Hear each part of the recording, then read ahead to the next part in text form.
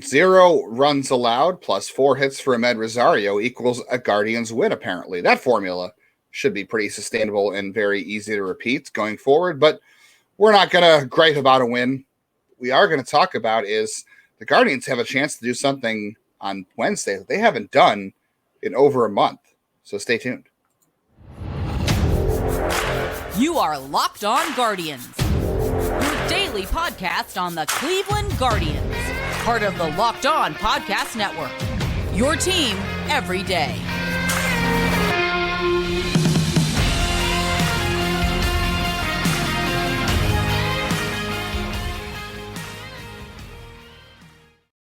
Hello, everyone, and welcome to Locked On Guardians. Thank you for making Locked On Guardians your first listen today and every day, wherever it is you get podcast. I want to take a moment and say a championship team is about each player being a perfect fit. Same with your vehicle. So for parts that fit, head to eBay Motors and look for the green check. Stay in the game with the eBay Guaranteed Fit. ebaymotors.com. Let's ride. eBay Guaranteed Fit. Only available to U.S. customers. Eligible items only. Exclusions apply. Let's talk about ourselves now, because that's what everyone loves after a nice long intro. I'm King. There's Justin. I'm Jeff. I want to just quickly say, yes, the curse is alive. If I sit here and badmouth someone, they show up, don't they, Justin? They sure do. How can I get you to badmouth me to do something good for a change? I only say maybe this is have you had bad luck this year? Maybe it's because I feel like I've only said good things about you through the years. Yeah, maybe that's my problem. I'm holding you back. We need to turn this into a frenemy situation so I can just lead you to better things. Because I want to win the lottery. Yeah, just you're never going to win the lottery, Justin. You're never going to win it. Not in a million years. You had no chance. Guardians are never going to win a World Series in my life. That's never going to happen. No chance. Fixed. It's so easy. It's as repeatable as tonight's formula, right? A shutout always gets you a win, and of course, a four-hit night from Amed Rosario. They can do that every day, right? I'm sure. Listen, Ahmed's going to hit in this is just classic Amed. And yes, I was getting very frustrated, and I'm not going to pull back on anything I said. I think Rokia would still be a better hitter over the rest of the year, but this is what he does. This is, 2 months of crap, really great heat. When it gets hot, he gets hot, and then he'll start to fade in the second half again while giving you mediocre to below average defense. This is Amed. It's the Amed Rosario experience. He's kind of, you say vintage Rosario, he has all the excitement of those vintage cars. Now, as a kid, I loved driving those vintage cars as a kid when you went to Cedar Point, because that was like the thing where I got to drive a car. Yeah. But that is Amed. Not only is this vintage Rosario, as it says if you're watching on YouTube, but this was that's his level of excitement. But again, I don't want to sit here and crap on him, because what a day, 4 hits, a triple. And on the broadcast, they said he had 5 4-hit games a year ago, 6 the year before that, and maybe 5 the year before that. Like, this just happens with him. It does. And all 4 of his balls tonight were hit hard. So that was a good sign from him. I mean, I said the other day that Hemingway couldn't talk about this team as much. But yeah, I mean, that was really the only reason the Guardians won tonight, is because of Amed Rosario and Will Brennan, which we'll get to as well, and Shane Bieber, which we'll also get to. But yeah, I mean, people are going to think this is, hey, Amed Rosario's fixed. He got 4 hits. He's back. That's fine. You got the 4 hits. You needed it. You're not going to look a gift horse in the mouth here, but yeah, this is going to happen, and maybe he'll heat up and he'll go, 11 for the next 18 or something, but it's going to go in waves. Things are just such a repeat of last year. That's why they have the same team as last year. So why wouldn't it be a repeat of last year for the most part, right? Because he was bad early last year, and we talked about the other day, it's going to take him a lot to dig out of this hole he's put himself in, and he did just enough tonight, but nothing's really, like you said, nothing's really going to change. Despite, I don't know, I'm not going to be negative. I'll bring it up later. I'm not going to be negative about it, but they won tonight. That's what matters. Hopefully Rosario gets a day off on Wednesday to celebrate. I don't know. That's as good as I got. Well, actually, he's the guy you want in there, right? Isn't it? It's against the lefty on Yes, yeah. Actually, I will say you want him in there. And Shane Bieber had a quote after the game, which is also it's scary. It kind of proves our point we talked about yesterday. If you're in every day, you heard us talk about this yesterday about nothing's going to change because of Amed Rosario standing in the clubhouse.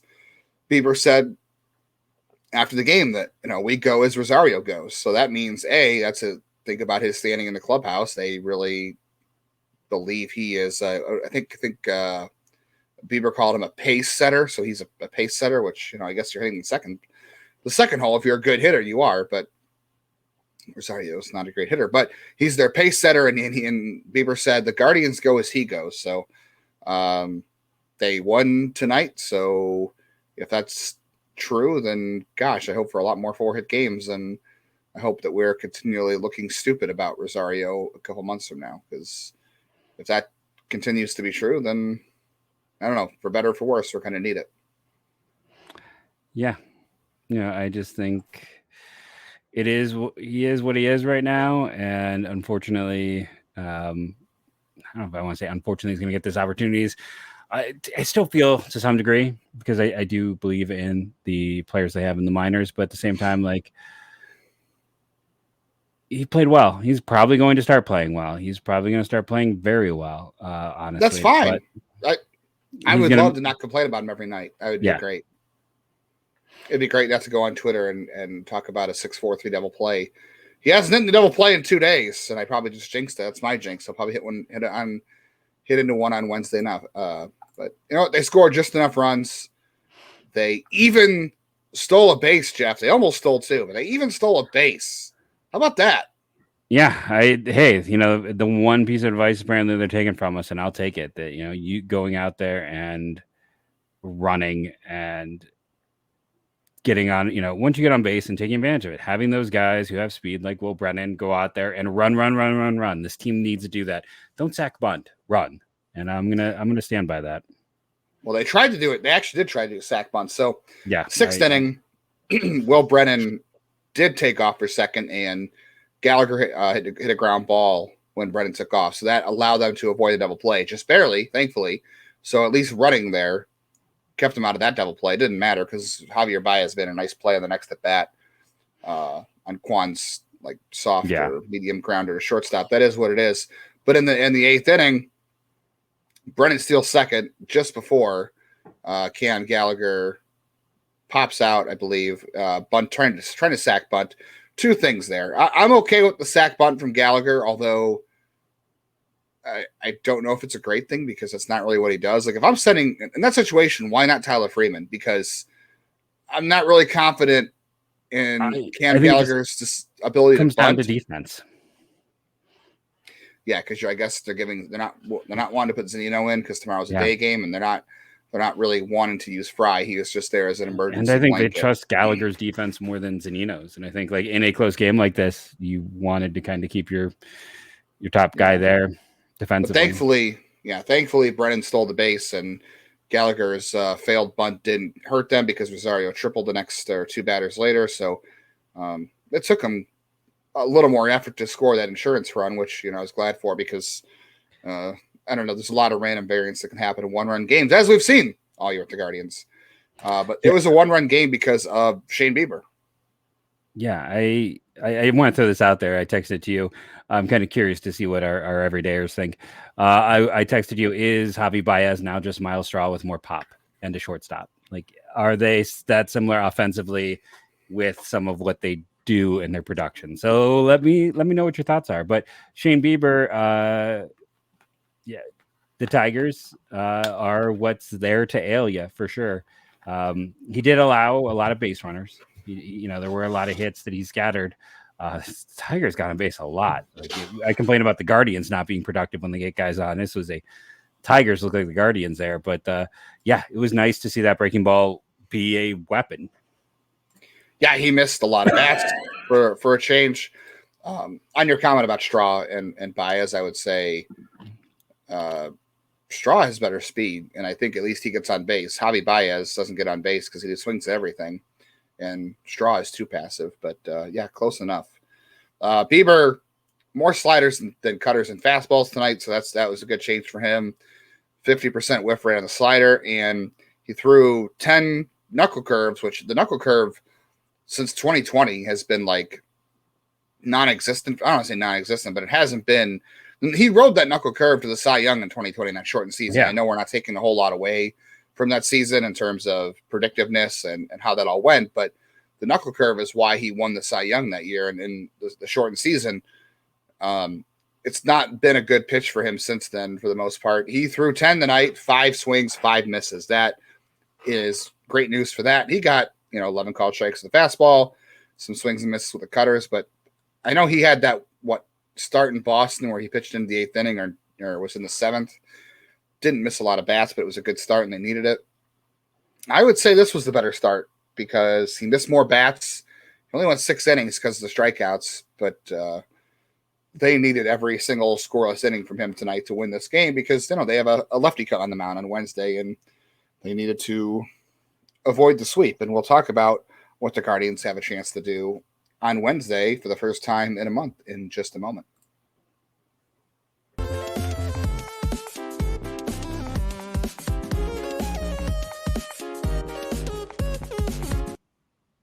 So I am jumping in and stealing Sorare from Justin here. He can't get into his account, but I've been enjoying mine. I'm going to be honest. I drafted a rather poor team in retrospect. Too many Guardians.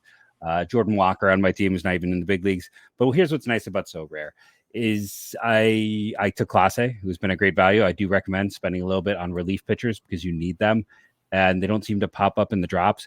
But you get a drop every week, sometimes 2, or I should say, like at the end, you get it's like every 3 to 4 days you get a drop, and that's exciting. It's fun to see who you get. I've mentioned I had a Garrett Cole. I got the pitcher Baltimore got from the Twins last year for Jorge Lopez. I needed a second reliever. Now I can run 2 teams at once. I have a lot of fun with Sorare. It's collectible cards, and then you get to play them and try to go out there and win. Be smart. Check it out. It's fun. It is a fun thing. It doesn't cost you any money either. If you want to spend, you can totally spend to jump into some other leagues and do some fun things. Chance to win those signed jerseys and VIP experiences. I'm not competing at that level yet, but you can go out there and get that. And make sure to check out our friend Lexi Hooper.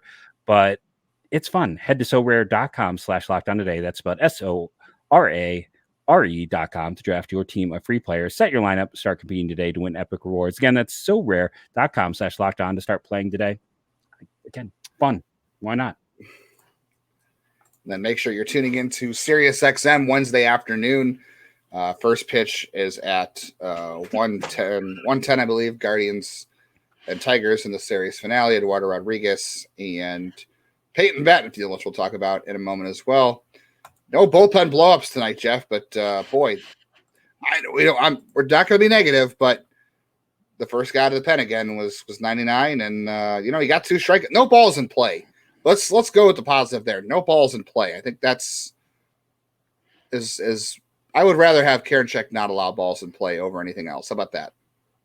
Yeah, I mean, at the same time, no home runs that way.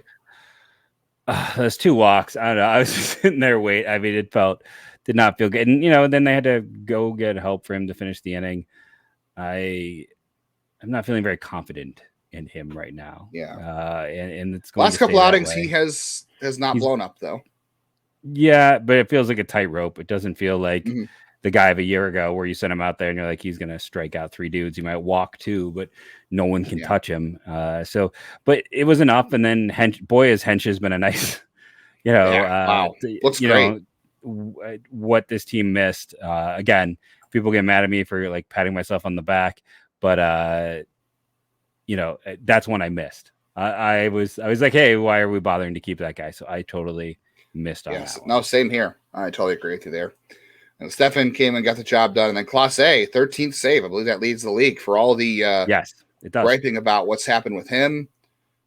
No missed bats tonight. But I will say, I know we're the lack of missing bats. The only ball he allowed that was even close to being hard hit was the single by Zach McKinstry, 88 miles an hour. So not a ton of damage allowed, a lot of soft contact, which is, what you really get from Class A, and mostly maybe the strikeouts will come back. But, for all the griping, 13 saves and, he's throwing strikes, maybe throwing too many strikes. But Will Brennan, probably the best game from him in a while. Of course, he'll probably sit on Wednesday, but, it was a game they needed from him. He got 2 hits and he stole a base and had an assist in right field. Hopefully that gets the confidence going. That's all you can really hope for with him right now. Yeah, one can make a case up until, he got until they got that bonus run, which he was, involved in helping that he saved the game. Like, because that's a tie game if he doesn't make that throw. That throw is on the money. It is not an easy throw, and it's why, you couldn't help but watch it and be like, and that's why Oscar Gonzalez doesn't play every day, because if Oscar isn't hitting, he's not giving you that.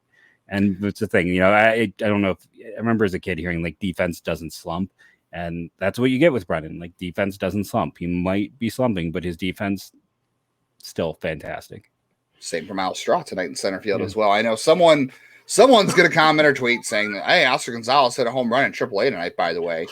Yeah, I saw it. I watched it. That's great. Franmil Reyes went back to AAA last year and hit a ton in his quote-unquote rehab early last year, and he came back and was the same player. So, great. He had a home run. That's good. Doesn't tell me a whole lot. It's AAA. Jeff, who are your 3 stars tonight?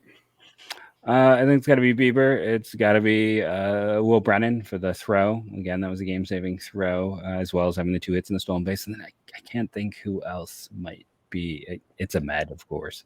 It's a pretty easy 3 stars in this one. It's actually one of the easiest, if not the easiest of the year in this situation. I don't, is there really any debate outside of those 3? I mean, no, right?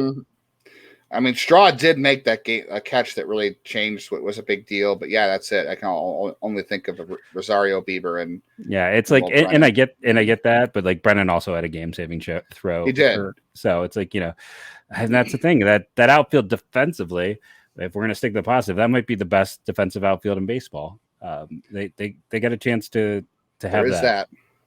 Yeah, run prevention is super important when you're not scoring runs. And it's a team built for the fly ball. Like, I've talked about that on the show, that like when you have, the Quantrell of it all is when the ball's on the ground, there's more chances for things to go wrong. You have less control.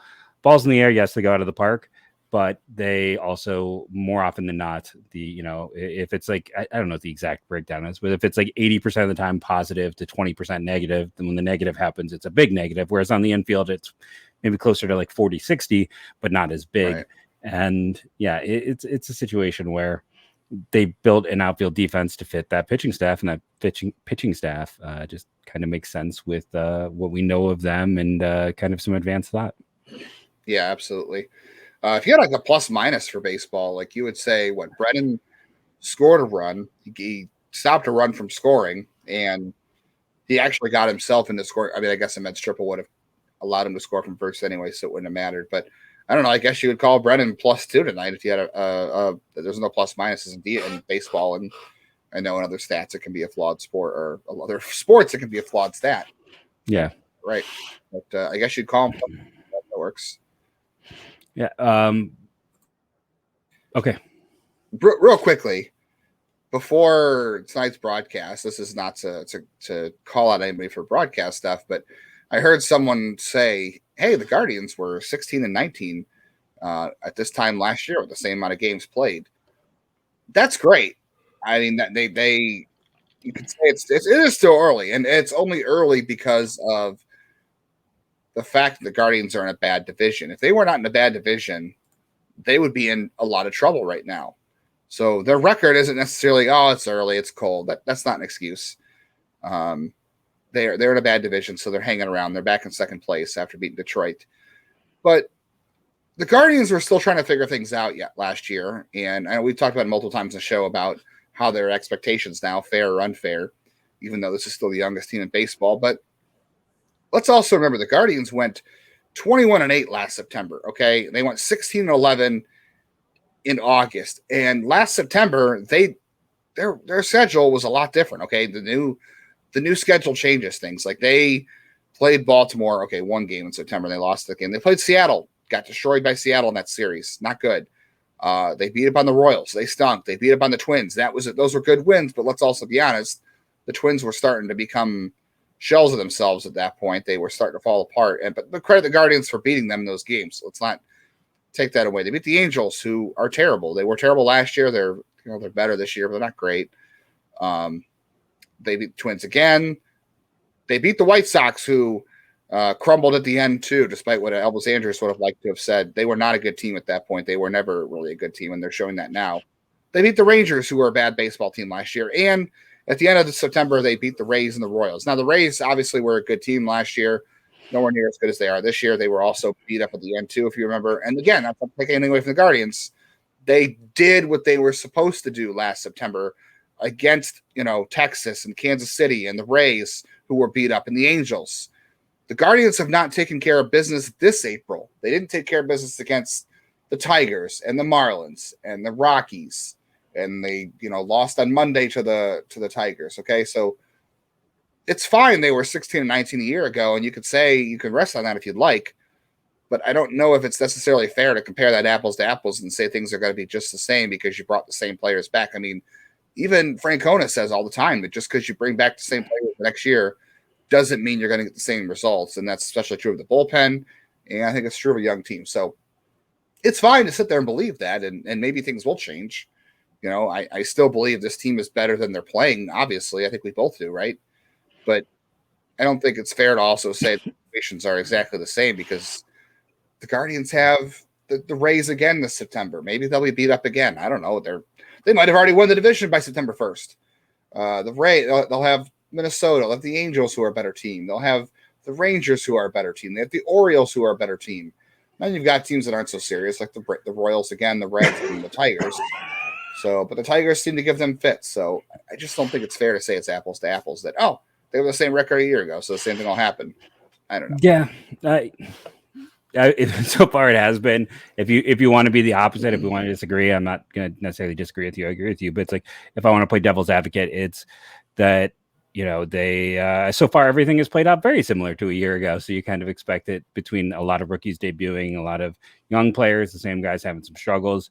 Jose is still playing like he broke his thumb. All that stuff is still there so far this year. Unfortunately for the good, and unfortunately for the bad. Well, hopefully they're going to start to turn around just like a year ago.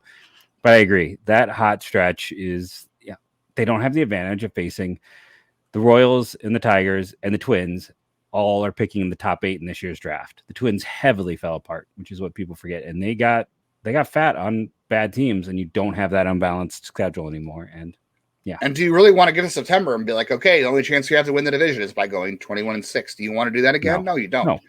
And like I said, expectations may or may not be unfair, but they won last year with this group of players. And maybe it was unfair to see them come through and do the same exact thing where they left off. But, that's what happens when you win. Expectations happen. So, all right, what are the Guardians going to do? What could they do Wednesday that they haven't done in over a month? And some players are leaving the organization. We'll get to that in just a moment.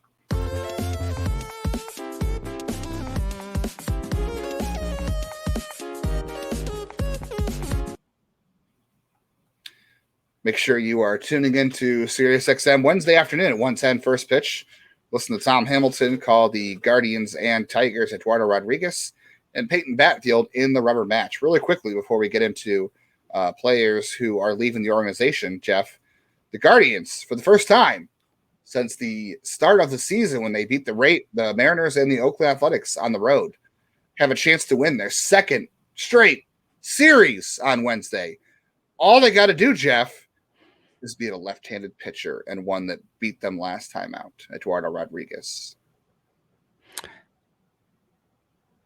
Yeah, and he has been awesome this year after his struggles a year ago. It's not just Cleveland that he's beating. I mean, his FIP is, he's got a 181 ERA, but his FIP is still a 330. Like, he's been great. He's been utterly fantastic. He is the guy that they paid for, 2 years ago. And that's the other thing. It's like, for everything that went on with him a year ago, he is still making an average of $15 million, which is a really acceptable contract. And he's only 30. He could end up being a part of this Tigers team for a while. And this is the hardest matchup of the weekend, in my opinion.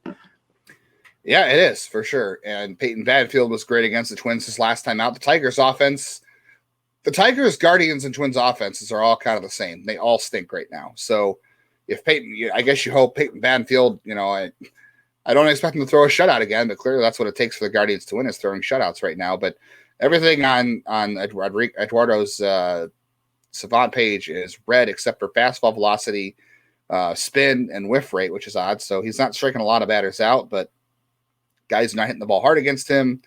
He's not walking guys, and he's left-handed. So that means automatically he is the best guy suited to face the Guardians. And Chase and Shreve didn't pitch on Tuesday, so he's available in the bullpen for the Tigers. They use Tyler Alexander, one of their other lefties, so they at least have one lefty in their bullpen that can face the Guardians late. And does that mean that we will see David Fry on Wednesday? They're not really going to force me to watch Josh Naylor versus Eduardo Rodriguez, are they? Yeah, I mean, probably. They refuse to bench Josh Naylor, so we're not going to see he's going to play. I mean, maybe we see. Basically, what we could see is there's a slight chance Josh Bell at first, Jose at DH, and Tyler Freeman at third. I would say that's a better chance than Fry. I'll take that. I will take that. That's a victory. Get Tyler Freeman in the lineup. Hey, Tyler Freeman had 2 hits in his only game this year against the Tigers back in that doubleheader. So before he got hurt, hopefully he avoids the IL this time, or not. He was on the IL last time, but he was out for a day or two after that. And then he got set back down. How nice was that? All right, so there were a couple of not really moves. There was a move today, and there was the transaction of one move today. So Jeff, do you want to try to pronounce the catcher's last catcher one more time? I almost gave it away. Valora. Is it Valora? Meibrys. I was getting his first name wrong more than anything else, but Meibrys Valora. Honestly, we talked about this on this very show that the danger in adding him was exactly this, that he could then have that option to not decide to go to the minors, and now he's gone. He's going to see if we can get a situation. I don't know what he thinks he's going to find out there. But he wasn't playing in AAA, so yeah. I think he made the right call still, because he wasn't going to play in front of Bo Naylor, and clearly they seem to think Zach Collins is worth playing, so he wasn't going to play in AAA. I look at him Zach Collins is what's the outcome here? He is clearly a quad A guy and he can't catch. We talked that David Fry can't catch. Zach Collins makes David Fry look like a Gold Glover. It's all fine and good, but I get that. And then Roman Quinn, was interesting, but they weren't going to add him, so it makes perfect sense. It wasn't an opt-out. They let him go, but it felt like hey, this is probably best for everyone to just move it along. Which is weird, because they've had roster issues in Columbus the last few weeks. Remember, just literally 2 weeks ago, they had to bring up Joe Donovan from high A, a catcher, to play right field for a night because they were having some roster issues. So hopefully this is a sign that George Valera is going to be in Columbus sometime soon. And yep. Roman Quinn's days of having at-bats were gone, and it was hey, we're going to release you to go maybe somewhere else where you're going to play, because it's not going to be here. And yeah, hopefully that means Valera is going to be at AAA sometime this week. I think 100% means that. What else? Anything else you want to jump on, talk about? It's like I said, it'd be nice to win 2 series in a row. I would be. Well, we got it once this year. If they could do that, it'd be nice to beat the Tigers. But we'll have to see. And again, hopefully tomorrow we see Naylor on the bench. Naylor shouldn't play tomorrow. And honestly, probably Brennan shouldn't play. Just because of let Gabby play in the outfield, let Freeman play a third. That's what I would like to see. What would you like to see tomorrow? I would like to see David Fry. I mean, I think it's worth giving him a chance, but I'm okay with Freeman. It doesn't matter. The important thing is Josh Bell doesn't play against a lefty. And because look, let's be honest, they're going to pinch hit him at some point in the game anyway, and that's fine too. Mm-hmm. I don't know I guess you pinch hit him for Fry or Freeman or Jose or Gabby. I don't know how you're going to work that out. If Bell is at first and Jose DHs and Freeman is at third, who does Bell pinch hit for anyway? That's does he pinch hit for Gabby and then you send Brennan out to right? Defensively, you let Naylor play right field, right? They wanted him to get more reps out there. Ooh, you're talking about throwing all kinds of chaos into the conclusion here. Wow. Okay. Listen, I just want to see some of the young kids play, and I just want to see them maximize. They're the youngest team in baseball, Jeff. I know, but they are. But then part of it is some of those young guys who just sit there and get to watch games from a really good seat. So hopefully we'll see hopefully they're learning something. Yeah. See a little bit more from them in the coming weeks. But it's Friday. Sorry. No, I was just saying, it's just nice to have a win. It's nice with all the negativity of late and to have something we can come back and be like, they won. They have a chance to win 2 series in a row. It's a nice change for what earlier in the week felt like a sky is falling moment. Yeah, especially with the Angels coming to town. You got to face Ohtani on Sunday. And I don't know who else is pitching for them this weekend, but they have Ohtani on Sunday. And the Angels rotation does not stink. So, it would be good to get the series win against the Tigers and then have everybody can have a nice off day on Thursday after a series win against the Tigers. And then on Friday, obviously the Guardians don't play Thursday, so our usual segments around the farm Friday, we'll take a look at the performances around the Guardians farm system on Friday. Jeff will have the college baseball / MLB draft segment of the week. And then we'll take your questions. So we'll do another mailbag this week and send us your questions on Twitter at Jeff MLB Draft, at JL_baseball, at Locked Guardians, or you can simply just comment on YouTube and ask us questions for some fan mail on Friday. Yep. Thank you to everyone for taking part, being an everydayer, listening, commenting. You know the deal. Make sure that you always thumbs up and like, download daily, and tell a friend. Again, thank you for being part of the Locked On Guardians team. All of you everydayers out there, and go Guardians, go.